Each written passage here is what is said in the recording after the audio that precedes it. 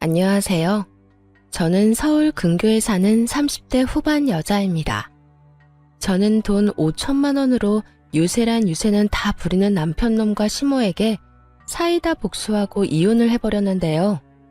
서론이 길어봤자 지루하시기만 하실 테니 다 생략하고 바로 시작해 보겠습니다. 재미있게 들어주세요. 남편과 저는 회사 생활을 하며 만난 커플이었어요. 같은 회사는 아니었고 같은 건물 안에서 일을 하고 있었는데 어느 날 남편이 커피를 자꾸 주더라고요. 일주일 동안 맛있게 드시라며 커피만 주던 남편은 일주일이 지나던 날 저에게 연락처를 물어왔고 전 남편이 꽤 마음에 들었던 터라 연락처를 알려주게 되었죠. 그렇게 밖에서 밥도 먹고 차도 마시는 등 데이트를 하다 연인 사이가 되었고 적당하게 연애를 하다 결혼까지 하게 되었습니다. 그저 행복하기만 했던 결혼 생활은 생각보다 짧았고 다른 환경에서 너무나도 다르게 살아왔던 저희는 다툼이 잦아졌어요. 여보, 밥 다 먹고 싱크대에 넣으라고 했잖아. 그냥 이렇게 두고 가면 누가 치워? 밥도 내가 차리고 설거지도 내가 하는데 당신 먹은 빈 그릇도 내가 치워야 해? 내가 당신 하녀야? 어떻게 이런 기본적인 것도 안 해? 진짜 깜빡했어. 치우면 되잖아. 그리고 좋은 말로 그릇 좀 치워. 이 한마디만 하면 안 돼? 입만 열었다 하면 애국가 1절부터 4절까지 할 태세로 잔소리를 해. 당신 때문에 내 귀가 멀게 생겼다고 하도 잔소리를 해대서. 잔소리가 듣기 싫으면 애초에 잔소리 들을 짓을 안 하면 되잖아. 나라고 잔소리하고 싶어서 하는 줄 알아? 듣는 사람보다 하는 사람이 더 피곤하고 괴로운 게 잔소리라고. 뭘 알지도 못하면서. 이것 봐. 또 말 길어지잖아. 오늘은 좀 그만해라. 이러다 진짜 귀에서 피날 지경이야. 나 피곤하다고. 이외에도 수도 없이 많은 부분이 부딪히기 시작했고 그 이유는 대부분 남편의 기본도 되지 않은 부분들이었어요. 양말 뒤집어 벗어놓기는 기본이었고 코앞에 빨래통을 두고도 옷을 벗는 족족 아무렇게나 벗어두기도 했어요. 또 쓰레기통에 음식물을 버리기도 했고 재활용통에 쓰레기를 버리기도 하더군요. 그럴 때마다 제가 무어라 하면 그 모든 말을 잔소리라고 하며 짜증만 내게 일쑤였고 다 알아서 한다며 회피형 대답만 하고선 정작 하지 않을 때가 더 많았죠. 피곤하다는 이유로 청소 한 번, 설거지 한 번을 하지 않는 남편을 보며 이러려고 결혼했나 회의감까지 들기 시작했어요. 가장 어이가 없고 화가 났던 것은 바로 집 유세를 부리는 것이었어요. 하물며 우리가 사는 집은 남편 혼자만의 힘으로 마련한 집도 아닌데 말이죠. 딱 5천만 원 더 낸 것으로 말끝마다 내 집 타령을 해대는 꼴이 참 기가 막히더군요. 역시 내 집이 최고야. 그렇지 않아? 당신은 모르겠구나. 당신 명의로 된 집은 없으니까. 명의는 당신 명의라도 이 집 우리 반반 내서 마련한 거 잊었어? 왜 계속 그런 식으로 말해? 당신이 그러니까 나 기분 나쁘려고 해. 반반은 아니지. 우리 집 돈이 5천만 원 더 들어갔잖아. 조금이라도 더 많이 낸 사람 지분이 더 많은 게 당연한 거 아니야? 그러니 당연히 여긴 내 집이 맞잖아. 명의도 내 명의고 말이야. 그러니까 나한테 잘해. 자꾸 잔소리만 하면 집에서 쫓아내버린다. 잘났다 잘났어. 내가 말을 말지. 당신 편할 대로 생각해. 그렇게 생각해서 당신이 행복하다면 됐다 됐어. 초반엔 좋은 게 좋은 거라 넘겼지만 저런 일이 계속 반복되니 더는 농담으로도 들리지 않고 짜증이 확 나더라고요. 남편이 강조하는 5천만 원도 다 사연이 있었어요.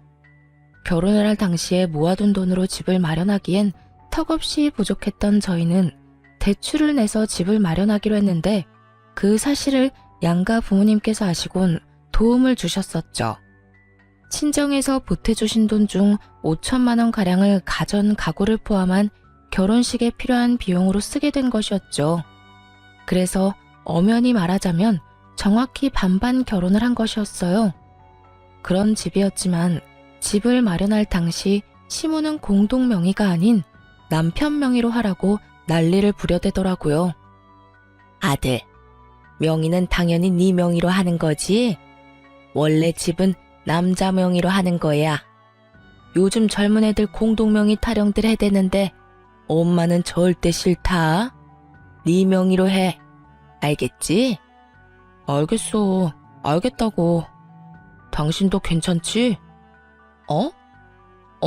괜찮아. 공동 명의보단 당신 명의로 하는 게 세금도 그렇고 여러모로 괜찮을 것 같네.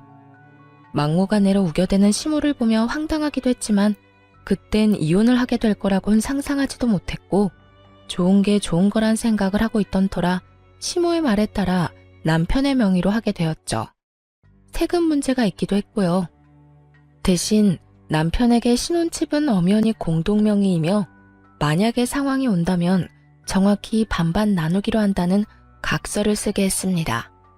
하지만 남편 놈은 그깟 종이 쪼가리가 뭐가 대수냐고 생각하는 것인지 집 유세는 하늘 높은 줄 몰랐고 전 그런 남편을 보며 정이 뚝뚝 떨어지는 것을 느끼고 있었어요. 그것까지만 해도 내 발등 내가 찍었다며 결혼을 후회하고도 남을 텐데 시모까지 제 후회의 보탬이 되어주기 시작하더라고요. 시모는 우리 집을 제 집이라고 생각하는 것인지 틈만 나면 들락날락하며 사람을 괴롭히기 시작했어요. 그날도 시모는 연락 한 통 없이 집으로 들이닥쳤고 당연하다는 듯 저를 부려먹기 시작하더라고요. 어머님, 연락도 없이 무슨 일이세요? 저희가 집에 없으면 어쩌시려고요? 주말인데 너희가 어딜 가겠어? 그리고 우리 아들한텐 연락했는데 못 들었니? 네, 별말 안 했는데 들어오세요. 그런데 정말 무슨 일이세요? 무슨 일 있어요? 내 아들 집 오는데 무슨 이유가 필요하니? 우리 아들은 뭐 하니? 아, 지금 낮잠 자고 있어요. 피곤한가 봐요. 앉아 계세요. 지금 깨워볼게요. 아니다, 아니야. 그냥 둬라. 피곤하면 좀 자야지. 그런데 너희 밥은 먹었니? 나는 오늘 하루 종일 뭘 제대로 못 먹었더니 배고픈데. 아, 시장하세요. 지금 바로 차려드릴게요. 그래, 그러면 간단히 쌈밥 좀 해먹자꾸나. 오리고기도 좀 굽고 양배추도 좀 찍어라. 집에 기본적인 쌈은 있지? 시모는 간단이라는 단어의 뜻을 모르는 것이 분명했어요. 물론 시모에게 차려주는 밥상이니 찌개찜은 다시 끓일 생각이었지만 나머진 냉장고에 있는 반찬은 내놓으려 했거든요. 갑작스럽게 집으로 들이닥친 사람이니 그 정도는 이해하겠지 했는데 시모는 간단히 집에 있지도 않은 재료들을 찾고 있더라고요. 어머님, 오리고기는 없고 삼겹살은 있어요. 쌈도 상추 깻잎은 있는데 양배추는 없고요. 너 회사 생활한다고 살림을 아무렇게나 살고 있는 거 아니니? 어떻게 가정집에 그 기본적인 것도 없니? 언제부터 그런 것들이 가정집에서 기본적으로 갖춰야 할 재료들이 된 것인지 알 수가 없더라고요. 그쯤 되니 시모는 그저 저에게 트집을 잡고 싶어 하는 것이 분명해 보였고 최대한 좋게 대하고 싶었던 제 마음이 깨끗이 사라지며 저 역시 지지 않고 시모 말에 대답했어요. 네, 저희 집엔 그런 찬들이 기본은 아니라서요. 그리고 어머님도 아시다시피 냉장고에 이것저것 쌓아두면 뭐 하나요? 신선도만 떨어지고 아차 하는 순간 상해서 버리기밖에 더 하겠어요? 일단 오늘은 그냥 드시고 다음에 연락하시고 오시면 오리고기 준비해 드릴게요. 아, 양배추도요. 그래, 너 잘났다. 잘난 며느리 잘 둬서 밥 한 끼 얻어먹는 게 이리도 눈치가 보이는구나. 그리고 너 아까부터 연락 타령을 해대는데 이 집 엄연히 내 집이기도 하지 않니? 이 집에 들어간 내 돈이 얼만데 아까부터 연락 타령인 거야.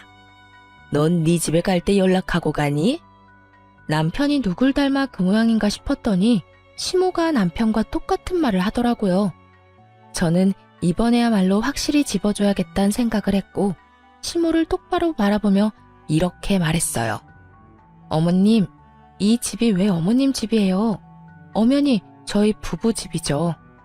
어머님 돈만 들어간 거 아니고 저희 부모님 돈도 그 못지않게 들어갔어요. 어머님 말씀대로라면 저희 부모님도 이 집에 막 오셔도 되겠네요? 제 말에 시모는 펄쩍 뛰며 이렇게 말하더라고요. 그건 아니지. 이 집 살 때 우리가 5천 더 보탠 거 잊었어? 그러니까 이 집에 대한 권리는 우리한테 더 있다고. 거기에다 이 집 명의도 내 아들 명의인 거 잊었어? 그런 내 집, 내 아들 집에 네 부모들이 왜 와? 내 아들 불편하게. 절대 난 그 꼴은 못 본다. 그 빌어먹을 5천만 원. 할 수만 있다면 시모의 입에다 던져주고 싶은 심정이었어요. 도대체 어느 나라 계산법에 따라 계산을 하면 저딴 결론이 나올 수가 있는 것인지 궁금해지더라고요. 전 다시 한번 정확히 반반 결혼임을 시모에게 말해주었습니다. 그 5천만 원 덜 들어가게 된 것도 이 집에 들인 가전 가구, 저희 결혼에 쓰인 여러 가지에 쓴다고 그렇게 된 거예요. 남편도 동의했고 그중 남편이 쓴 돈도 많고요. 그러니까 엄연히 이 집은 반반 보태서 마련했다고 볼 수 있죠. 그러니 저도 이 집에서 편해야 하지 않겠어요? 남편이 저희 부모님 오면 불편한 만큼 저 역시 어머님이 이런 식으로 오셔서 어머님 집인 양 들쑤시고 다니면 불편하고 힘들어요. 그러니까 연락하시고 오세요. 서로 좀 편하게 살자고요. 시모는 제 말에 얼굴을 붉히기 시작하더니 대바라진 X라는 말을 하고선 집으로 돌아가 버리더군요. 이런 일이 있고 난 후 시모는 저의 말에 잘 따라주더라고요. 너무 잘 말이죠. 시모는 집으로 오고 싶을 때마다 연락을 했고 그 연락의 빈도는 일주일에 5번 정도가 되었죠. 그쯤 되니 매번 거절하는 것도 힘든 상태가 돼버렸고 이리저리 변명을 해도 남편에게 연락을 해서 찾아와 버리더라고요. 그나마 다행이라고 할 수 있는 것은 남편 놈이 평일엔 오지 말라고 해줬다는 것이었어요. 하지만 주말엔 온다는 시모를 막지 않았고 그렇게 부부간의 주말은 없는 것이나 마찬가지였습니다. 시모가 오는 주말은 쉬어도 쉬는 게 아니었어요. 아침 대바람부터 찾아와 저녁 늦게나 돼서 돌아가니 곤욕도 그런 곤욕이 없더라고요. 삼시세끼를 매번 다르게 차려야 하는 것은 물론이고 간식, 과일, 때론 생과일 주스까지 직접 만들어 대령하라고 하니 없는 당직이라도 만들어 회사에 출근하고 싶은 심정이었어요. 그렇게 한 달이 지나가던 어느 날 시모에게 또 전화가 왔고 언제나 그렇듯 또 오겠다고 하더라고요. 결국 전 폭발을 해버렸고 남편에게 화를 내버렸어요.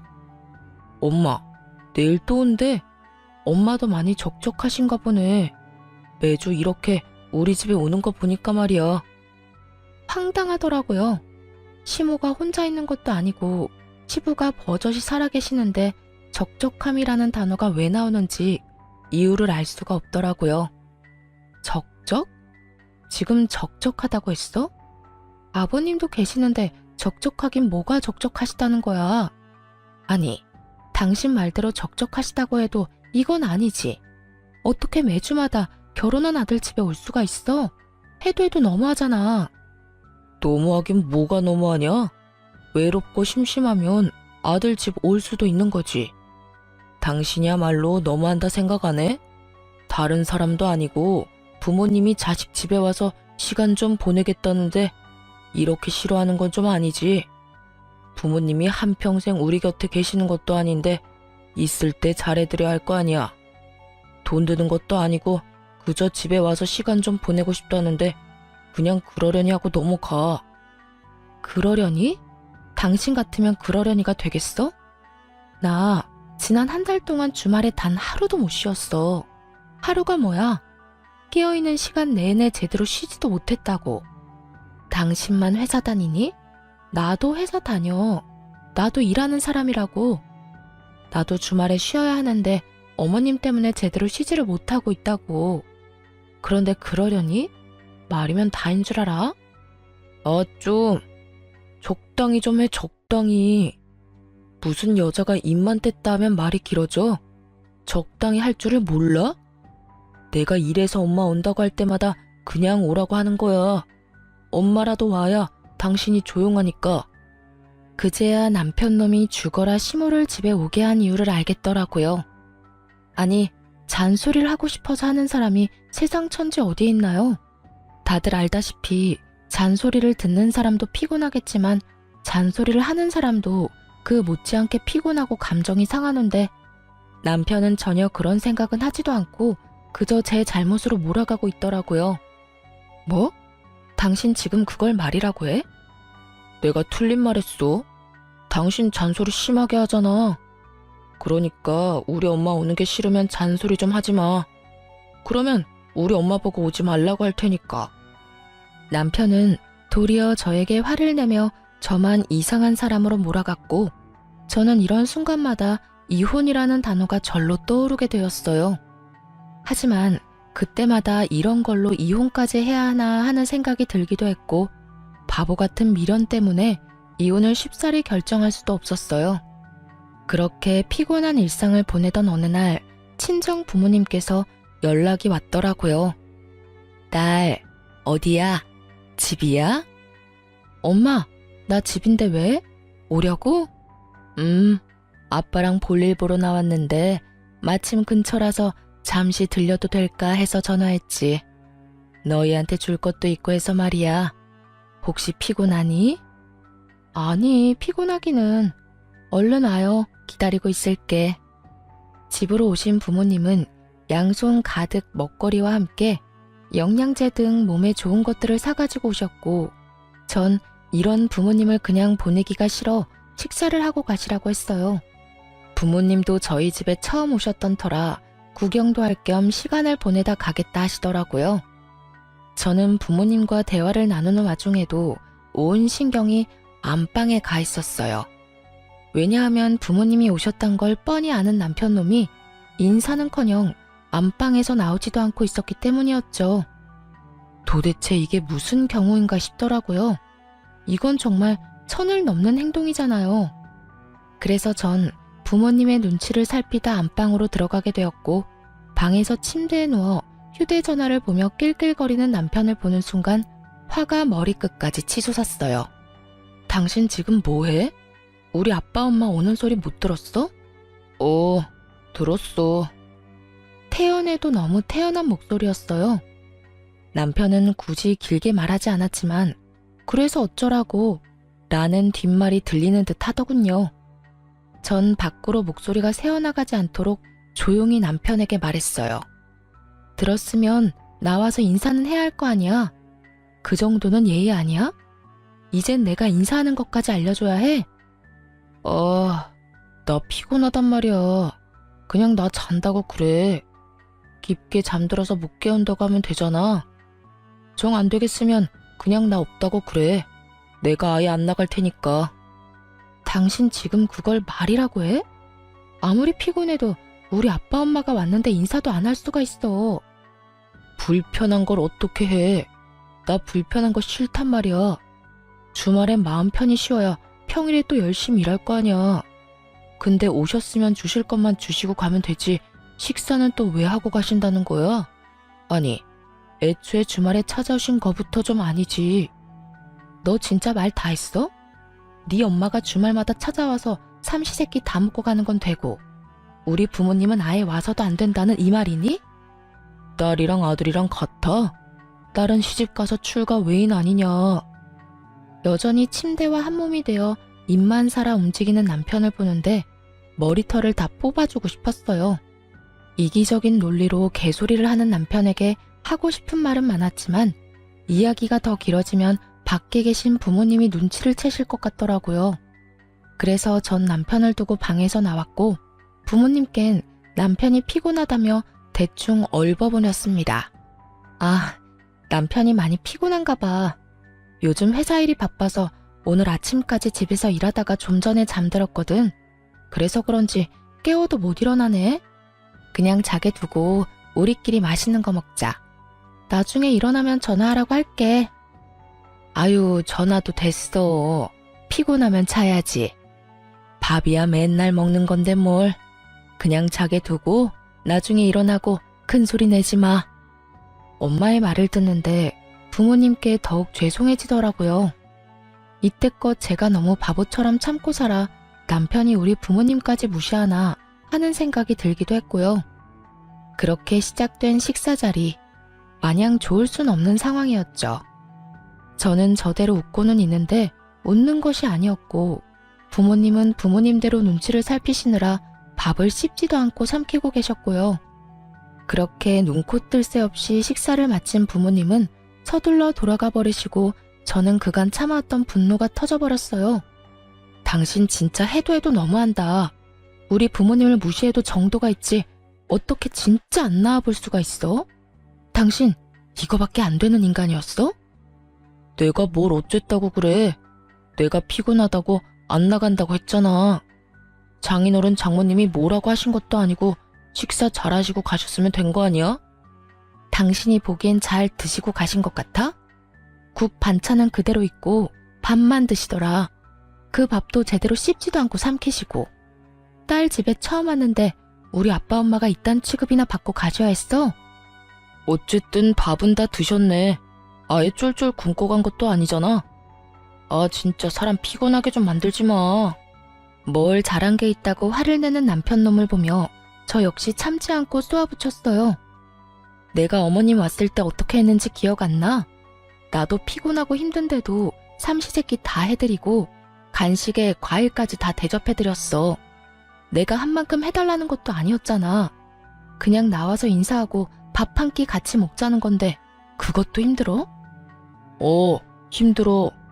솔직히 말해서 나 당신 부모님들이랑 마주보고 밥 먹는 거 불편하고 힘들어서 너무 싫다고. 그리고 내가 우리 엄마 왔을 때 그렇게 해달라고 했냐? 당신이 착한 며느리병 걸려서 알아서 다 한 거 아니야? 혼자 미움받기 싫어서 다 해놓고선 이제 와서 왜 나한테 이래?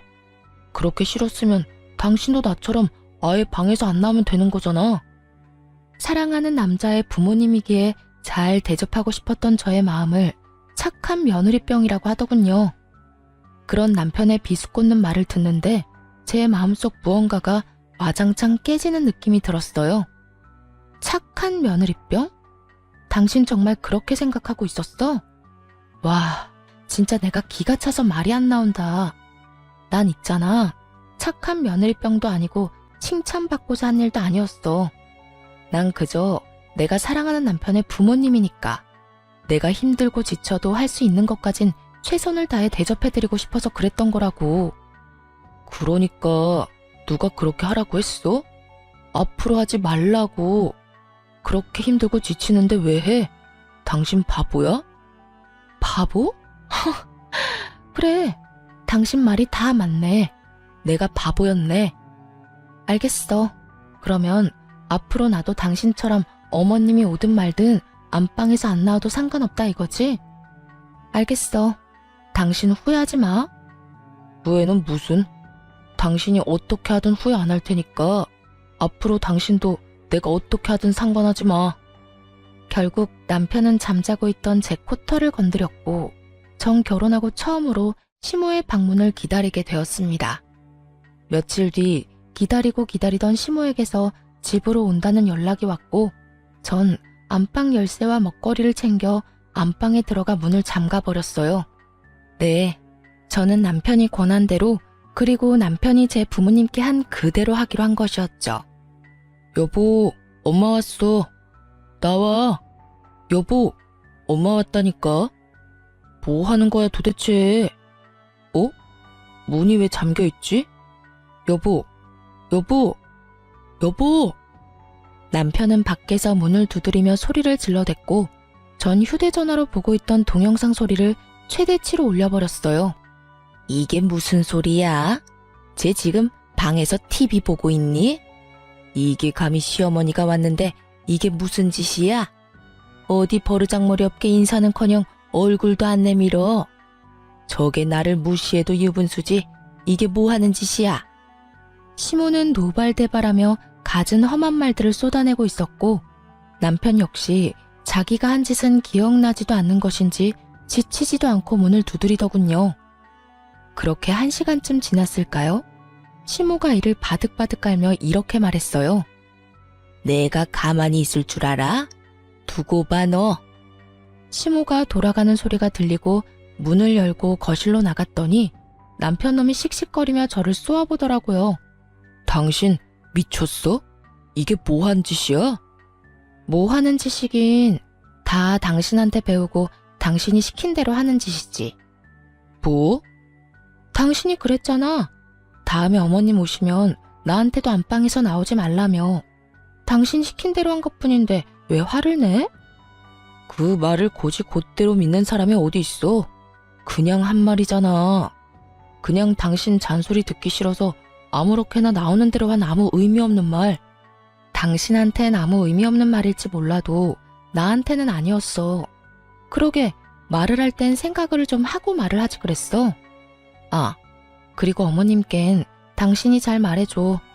나 회사 일로 너무 피곤해서 휴대전화로 TV 보다가 깊게 잠들어서 몰랐다고 말이야. 아니다. 그렇게 문을 두드리고 고함을 질러대는데 너무 말이 안 되나? 그냥 문 따고 들어가니까 기절해 있었다고 그래. 그래서 병원 다녀왔다고 하면 되겠네. 하여튼 좀 부탁할게. 남편은 자기가 한 짓이 그제야 생각나는지 아무 말도 하지 못하고 그저 저를 계속해서 쏘아보더라고요. 그렇게 쏘아보기만 하던 남편놈은 그나마 생각이란 건 있었는지 시모에게 연락을 해 제가 시킨 대로 알고 보니 제가 잠시 혼절해 병원에 다녀왔다고 거짓말을 했고 시모는 믿는 듯 넘어가더군요. 아무래도 아들이 그렇게 말을 하니 의심쩍긴 하지만 믿고 넘어가는 듯 했어요. 믿지 않았다면 진작 연락이 와 노발대발 화를 냈을 텐데 따로 연락이 오지 않을 뿐더러 찾아오지도 않았으니까요. 그렇게 남편과의 신경전이 계속되며 이혼이 가까워지던 어느 날 한동안 잠잠했던 시모에게서 연락이 왔더라고요. 예, 회사니? 네, 회사예요. 바쁠 테니 본론만 말아마. 집 비밀번호 뭐니? 네? 비밀번호요? 그건 왜요? 왜긴 왜야. 집에 들어가려고 그러지. 그러니까 주인도 없는 집에 왜 들어가시려고 하냐고요. 다름이 아니라 우리 장남이 이혼을 했다지 뭐냐. 아직 네 시아버지는 몰라서 잠시 거기서 지내야 하겠다. 산 넘어 산인 상황이었어요. 힘들게 시모를 못 오게 했더니 이젠 아예 시숙이 와서 살겠다고 하니 산 넘어 산이 아니겠어요?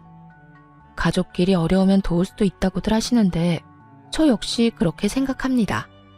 그런데 저딴 시댁 식구를 가족이라고 할 수 있는 것인지 의문인 상황에서 시숙까지 데리고 살아야 한다는 건 말도 안 되는 소리일 뿐더러 절대 용납해서도 안 될 일이었죠. 아무리 상황이 그렇다고 해도 그건 아니죠. 제가 왜 아주버님까지 데리고 살아야 해요? 그것도 저희 집에서요. 얘가 아직도 이러네. 그 집은 네 집이 아니라 내 집, 우리 아들 집이라니까. 그러니까 내 아들이 거기서 지내는 건 어찌 보면 당연한 일 아니니? 그러니까 계속 같은 말 시키지 말고 얼른 비밀번호부터 말하거라. 어머님이야말로 말도 안 되는 소리 좀 그만하세요. 어찌되었든 전 비밀번호는 절대 못 알려드리니 그런 줄 아시라고요. 됐다. 내 아들한테 물으면 그만이지. 끊어라. 내가 너하고 무슨 대화를 하겠다고 너한테 전화를 했는지. 괜한 시간 낭비만 하고 기분만 상했어. 시모는 전화를 끊어버렸고 불안한 마음에 남편에게 전화를 해보니 다행히도 전화를 받더라고요. 여보, 어머님 연락해와서 우리 집 비밀번호 알려달라고 하면 절대 알려주면 안 돼? 갑자기 이게 무슨 소리야? 우리 엄마가 비밀번호를 알려달라고 한다고? 왜?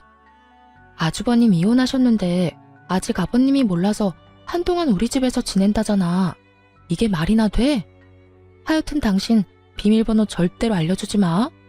알려주기만 해봐. 나 진짜 가만히 안 있어. 틀린 말도 아닌데 왜 이렇게까지 매정하게 굴어. 평이 오갈 데가 없으면 우리 집에서 지내는 게 당연한 거 아니야? 설마 했더니 남편 역시 시모와 별반 다르지 않은 말을 뱉어내고 있더라고요. 오갈 데가 없는 시숙이 왜 우리 집에 살아야 하냐고 따져봤자 돌아올 대답은 뻔했기에 전 그저 제 뜻을 확실하게 전해주기로 했습니다. 뭐? 당신 진짜 미쳤어? 그 집이 당신 혼자 사는 집이야? 그 집 우리 부부 집이야. 그런 집에 왜 아주버님이 사냐고. 난 싫어. 나 진짜 싫다고 했어. 가르쳐주면 나 진짜 가만히 안 있을 거야. 이거 엄포 아니고 진짜 진심으로 하는 말이야. 내가 비밀번호 알려주면 이혼이라도 하겠다는 말처럼 들린다. 이혼? 왜? 못할 것 같아? 난 그 생각도 충분히 하고 있거든? 그러니까 절대 알려주지 마. 그러든가 말든가 알아서 해. 난 알려줄 테니까. 여기까지만 해도 충분히 화가 나는데 바로 이어지는 남편의 말은 정말 가관이었어요. 이혼? 웃기고 있네. 네가 얼마나 계산적인 여잔데 집을 포기하면서까지 이혼하겠어? 집 내 명의인 건 알고 있지? 이혼도 네 입에서 나와서 난 위자료 줄 필요도 없고 집 명의도 내 명의라서 이혼하면 넌 한 푼도 못 받아. 그런데도 할 수 있을 거라 생각해? 정말 남편은 저에 대해서 뭘 몰라도 한참 모른다는 생각이 들더라고요. 그 순간 전 비로소 이혼을 결심하게 되었고 마음 준비를 끝내고 집으로 갔습니다. 집에는 예상대로 남편 시숙 시모가 웃으며 TV를 보고 있었고 저를 본 시모는 숨쉬듯 자연스럽게 밥을 하라고 하더군요. 저는 무건수행을 하듯 아무 말도 하지 않은 채 밥을 차렸고 그런 저를 보며 시모는 제가 들으라는 양 큰 소리로 이렇게 말을 하더라고요. 진작 저렇게 고분고분하게 굴었으면 얼마나 좋았을 거야. 구박은 구박대로 받고 일은 일대로 하고 다 자기가 이 사태를 만든 거지 뭐. 하여튼 저리 현명하지 못하니 저 고생을 하는 거 아니겠어? 저래서 회사는 어떻게 다니나 몰라. 시모의 말에 시숙과 남편은 깔깔거리며 웃어댔지만 전 그러거나 말거나 상을 차렸어요. 밥상이 다 차려진 것을 본 세 사람은 누가 먼저라고 할 것도 없이 자리에 앉았고 제가 만든 국과 밥을 먹은 세 사람은 동시에 고함을 질러대기 시작했어요. 이게 무슨 맛이야? 당신 요리하면서 간 안 봤어? 맵고 짜고 이게 다 뭐야? 도저히 먹을 수가 없잖아. 그러게요, 재수씨. 이건 도저히 못 먹겠는데요. 이건 음식이 아니라 테러에 가까워요. 넌 진짜 제대로 하는 게 뭐니? 내 아들한테 이때까지 이딴 음식 해먹인 거니? 마음보가 고약하면 음식이라도 잘해야지. 뭐 하나 내세울 것도 없으면서 대체 뭘 믿고 시집을 온 건지. 내가 요즘 너만 보면 한숨이 나온다. 그래요. 저는 그들을 위한 마지막 만찬으로 소태밥, 청양고추국, 간장을 들이부은 반찬을 만들어 상을 차렸던 것이었어요. 제발 이거라도 먹고 정신 차리란 뜻이었죠. 세 사람은 저에게 짜증을 내고 있었고 전 숟가락을 신경질적으로 내려놓으며 이렇게 말했습니다. 저라고 뭐 다르겠어요? 어머님은 한숨만 나오겠지만 저는 어머님 보면 화병이 날 것 같다고요. 그리고 이 음식들이 마음에 안 들어도 다 드세요. 마지막 만찬이라 특별히 신경 쓴 거라고요. 마지막 만찬이라니 너 그게 무슨 말이냐? 뭐 무슨 이혼이라도 하겠다는 말이야? 네, 저 이혼하려고요. 그러니 이혼한 두 아들 끌어안고 잘 사세요. 행복하게 잘. 자극적인 음식에 물만 벌컥벌컥 마셔대던 남편놈은 제 입에서 이혼 소리가 나오자 물잔을 내려놓고선 저에게 따져묻기 시작했어요. 당신 진짜 왜 그래? 아까 내 말 다 듣고도 이혼하겠다는 말이 나와? 당신 나하고 이혼하면 땡전 한 푼 없이 쫓겨나는 거랑 마찬가지라고. 그래도 나랑 이혼하겠다는 말이 나와? 그건 네 생각이고 설사 한 푼 못 받는다 해도 난 너랑 이혼할 거야. 더는 너 같은 인간이랑 살고 싶지도 않아.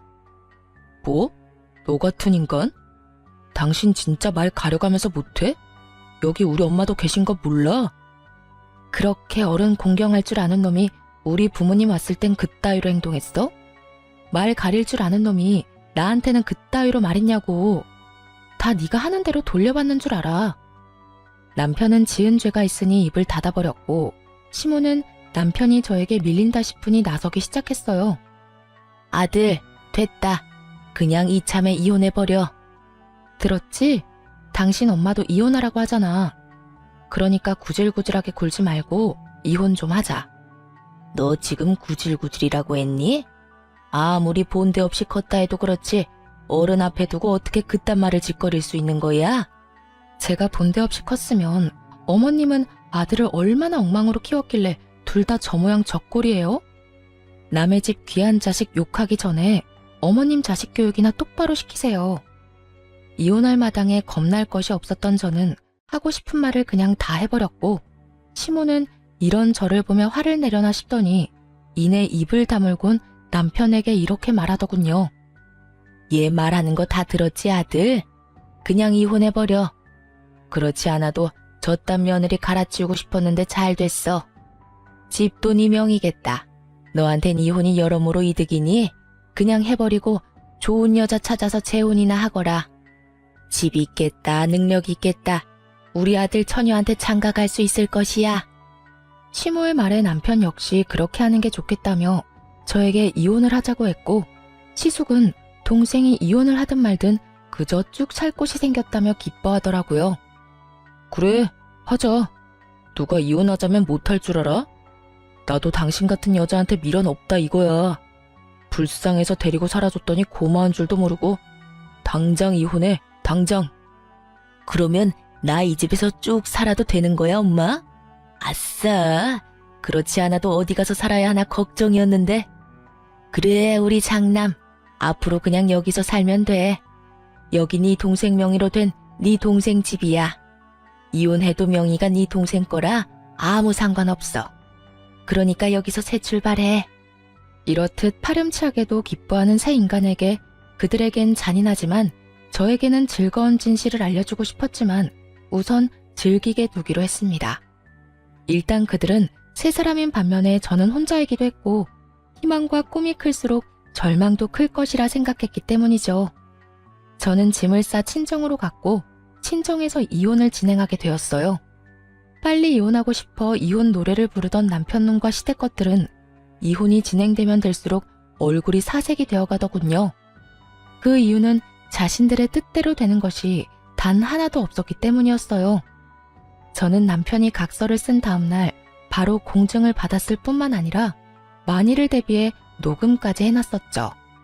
온전히 자신의 것이라고 믿어 의심치 않았던 남편 명의의 아파트는 각서 내용대로 정확히 반반으로 나누게 되었어요. 거기에다 시모가 저를 부려먹은 대화 역시 통화 녹음과 문자로 보관 중인 상태였죠. 그렇게 남편과 시모는 저에게 위자료까지 주게 되었습니다. 이혼이 마무리되던 날 전 남편 놈은 눈물까지 고인 눈으로 저를 노려보더라고요. 그러다 울겠다. 지금 안 울게 생겼어? 아파트에 위자료까지. 생각지도 못한 돈이 너한테 다 들어가게 생겼는데. 생각지도 못했다는 사실이 난 놀랍다 놀라워. 내가 보탠 돈이 있는데 그깟 명의 하나 때문에 다 네 몫이 될 거라 생각했어? 착각도 그 정도면 병이고 욕심이 과하면 탈이 나는 법이야. 그러니까 앞으론 그딴 심보 버리고 착하게 좀 살아라. 전 남편은 끝까지 저를 노려봤고 전 콧노래를 부르며 이혼을 할 수 있었습니다. 저의 복수는 이것이 끝이 아니었어요. 오히려 이제부터가 시작이었죠. 전 이혼을 진행하며 전 시부에게 전화를 걸어 전 시숙을 이혼 사실과 함께 전 남편과 이혼하게 된다는 사실 역시 알리며 이혼 사유에 대해 낱낱이 밝혀버렸어요. 시부는 머리 끝까지 화가 나 집을 살 때 보태주셨던 모든 돈과 지원을 끊어버림과 동시에 세 사람을 집에서 쫓아내버리고 전 시모와 이혼을 진행 중이라고 하더군요. 평소에도 전 시부는 전 시모가 아들들 사람에 지나치게 개입하며 며느리들을 괴롭히는 모습을 보며 하지 말라고 여러 번 경고했는데 전 시모는 그 말을 전혀 듣지 않았던 것이죠. 알고 보니 전 시숙 역시 전 시모의 개입 때문에 이혼을 하게 되었고 저 역시 비슷한 이유로 이혼을 하게 되었으니 더는 그런 전 시모와 함께 살고 싶지도 살 이유도 없다고 하시더라고요. 전 시모가 이혼할 처지에 놓이자 전 남편이 급했는지 전화가 다 왔더라고요. 야, 너 진짜 미쳤어. 우리가 이혼했으면 끝난 거지. 왜 우리 아버지한테까지 전화해서 이사다를 만들어? 지금 너 때문에 우리 엄마까지 이혼하게 생겼다고. 어떻게 책임질 거야? 그렇지 않아도 아버님께서 그러시더라. 집에서도 쫓겨났다며? 어떡하니? 셋 다 돈도 없을 텐데 집에서도 쫓겨났으니 이제 오갈 데 없는 거짓골이겠네. 너 지금 말 다 했어? 왜? 내가 틀린 말 했어? 맞잖아. 오갈 데도 없는데 돈도 없으면 그게 거지지. 거지가 뭐 별건가? 나한테 이럴 시간에 저렴한 월세방이라도 찾아봐. 나이 지긋한 네 엄마하고 이혼한 네 형이랑 언제까지 밖에서 살 순 없을 거 아니야. 이게 다 누구 때문인데 네가 감히 그딴 말을 해. 네가 우리 아버지한테 다 이르지만 않았어도 우리 신세가 이렇게까지 처량해질 일도 없었거든. 야, 입은 삐뚤어졌어도 말은 좀 바로 하자. 일이 이렇게 된 건 너랑 네 엄마 때문이야. 네 형도 한몫하기도 했고. 잘못은 너랑 네 가족이 다 해놓고 왜 애먼 사람 잡고 난리야? 하긴 지금까지 이 모양 이 꼴이니 아버님이 자식까지 다 내쫓아버렸겠지. 안 봐도 뻔하다. 야, 난 더는 너 같은 인간이랑 말씨름하고 싶지도 않거든? 그러니까 전화 끊어. 차단할 거니까 다신 연락도 하지 말고. 오고 가다 마주쳐도 아는 척도 하지 말자 제발. 저는 전화를 끊고 차단을 해버렸습니다. 그 후 전 남편과 전 시모, 전 시숙은 단칸방을 얻어 들어갔다고 하더라고요. 이혼한 전 시모와 이혼한 아들 둘이 한 집에서 오손도손 잘 살아가는 꼴이 참 볼만하다 싶었네요. 이혼을 하고 난 후 친한 회사 동료들은 저에게 이혼 사유를 물어왔고 전 숨기지 않고 모든 사실을 말해주었어요. 제가 잘못한 것도 아니었기에 굳이 숨기고 싶지도 않더라고요. 소문은 빠르게 퍼져나갔고 결국 사람들의 손가락질을 버티지 못한 전 남편은 사표를 쓰고 회사를 그만두게 되었다는 이야기가 들려왔어요. 이젠 회사까지 그만두면 다신 볼 일이 없을 거라 생각했는데 회사를 그만두는 날 전 남편이 저를 찾아왔더라고요. 야, 너 진짜 이렇게까지 해야 했어? 내가 뭘? 네가 소문냈잖아. 우리가 왜 이혼하게 됐는지. 아름다운 이별 몰라? 끝까지 이렇게 더럽고 치사하게 굴어야겠어? 아름다운 이별 같은 소리 한다.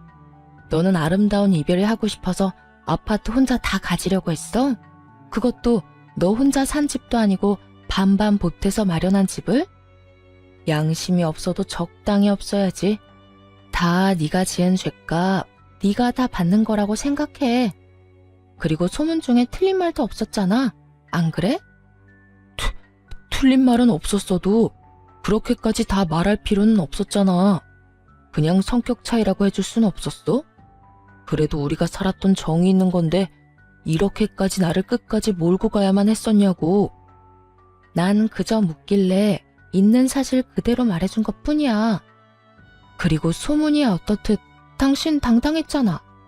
당신은 이혼하는 그 순간까지 나한테 잘못한 거 없다고 했던 사람이야. 그런 사람이 이제 와서 사람들이 욕하고 손가락질하니까 부끄럽긴 한가 보다. 잘못된 행동이란 걸 느끼기는 하는가 봐. 아니거든. 난 여전히 내가 잘못했다고 안 생각하거든. 그래? 그렇게 생각해서 당신 마음이 편하다면 그렇게 생각해. 이젠 난 당신이 어떻게 생각하든 아무 상관도 없는 사람이니까. 그러면 난 바빠서 이만 가볼게. 이젠 다신 마주치지 말자. 돌아서는 제 뒤로 남편의 험한 말들이 들려왔고 전 머리 위로 가운데 손가락을 보여주며 대답을 대신했습니다. 그 한 방에 제 모든 울분이 날아가는 기분이 들더군요. 그 후 전 남편을 포함해 전 시댁 식구들의 소식은 들을 수 없었으나 어떻게 지낼지는 뻔했기에 굳이 알고 싶지도 않았어요. 그렇게 전 다시 화려한 싱글이 되었고 시간은 빠르게 흘러 이혼을 한 지 3년이 되었네요. 전 여전히 회사 생활을 하며 잘 지내고 있습니다. 요즘엔 여러 모임에 참석해 사람들과 즐거운 시간을 보내며 이혼의 아픔을 점점 잊어가고 있는 중입니다. 남편에 대한 미련은 없다고 하나 이혼을 마음먹게 되었던 과정부터 이혼을 하게 되는 과정까지 너무 힘든 일의 연속이었기에 처음엔 참 많이 힘이 들더라고요. 멍청하게도 그 모든 게 제 탓인 것만 같은 순간들이 있기도 했고 후회스러운 날들이 있기도 했어요. 그야말로 기분이 롤러코스터를 타는 날들이었어요. 하지만 그런 날들은 길지 않았고 전 이제 그런 못난 생각들을 더는 하지 않습니다. 저의 잘못이 전혀 없었다고는 생각하지 않지만 언제나 원인은 전 남편이었고 나름대로 문제를 해결하기 위해 노력해왔다고 생각하니까요. 그래서 이젠 후회도 하지 않고 모든 걸 훌훌 털어내고 제 삶을 위해 살아가고 있어요. 요즘처럼 제 삶에 만족하며 지냈던 적이 없었던 것 같아요. 매 순간 매 시간이 소중하게 느껴지기도 하고 가끔씩 찾아오는 적막을 오롯이 즐기며 지내기도 하고요. 요즘엔 이혼이 내가 한 결정 중에 가장 잘한 결정이라고 느낄 만큼 행복하게 잘 살고 있어요. 혹시 사연을 듣고 계신 분들 중에 저처럼 남편과 시댁 때문에 이혼을 고민하고 있는 분이 계시다면 이런 말을 해드리고 싶어요. 이혼 쉬운 결정이 아닌 것은 분명합니다. 저 역시도 그런 말도 안 되는 상황에서도 꽤 긴 시간 이혼에 대해 고민했고 쉽사리 결정하지 못했던 것이 사실이니까요. 그런데 돌이켜보니 그 모든 순간들이 결코 저를 위한 시간들이 아니었더라고요. 그 시간들은 제 영혼을 갉아먹는 시간들이었고 그 모든 순간이 그저 괴롭기만 한 지금은 떠올리기도 싫은 나쁜 기억일 뿐이었어요. 그러니 여러분, 자신을 괴롭히지 말고 현명한 선택, 옳은 선택할 수 있길 제가 응원하겠습니다. 여러분도 제 행복을 위해 응원해 주실 거죠? 저는 이만 물러가 보겠습니다. 긴 시간 들어주셔서 감사합니다.